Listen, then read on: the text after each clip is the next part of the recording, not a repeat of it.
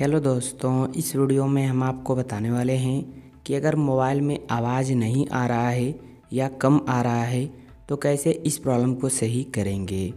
तो इसके लिए मोबाइल के सेटिंग्स में जाना है।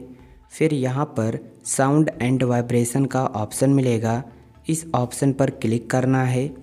क्लिक करने के बाद यहाँ पर वॉल्यूम का ऑप्शन मिलेगा।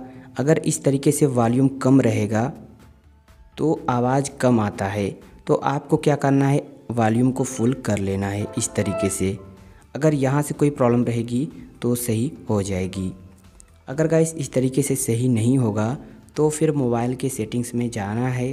फिर सबसे नीचे आएंगे तो यहाँ पर सिस्टम सेटिंग्स या फिर एडिशनल सेटिंग का ऑप्शन मिलेगा, इस ऑप्शन पर क्लिक करना है।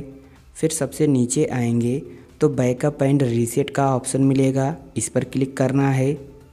फिर सबसे नीचे रीसेट फ़ोन का ऑप्शन मिलेगा, इस पर क्लिक करना है। फिर यहाँ पर रीसेट ऑल सेटिंग्स या फिर रीसेट सिस्टम सेटिंग्स ओनली का ऑप्शन मिलेगा। देखिएगा, इस ऑप्शन पर क्लिक करने से आपके मोबाइल की जो सेटिंग्स रहेगी वो रीसेट हो जाएगी, नेटवर्क सेटिंग भी रीसेट हो जाएगी। आपके मोबाइल से जो भी फ़ोटो, वीडियो, डॉक्यूमेंट हैं, कॉन्टैक्ट नंबर हैं, कुछ भी डिलीट नहीं होंगे। तो आपको इस पर क्लिक करना है और मोबाइल के लॉक स्क्रीन का जो पैटर्न या पासवर्ड है उसे डाल देना है और ओके कर देना है।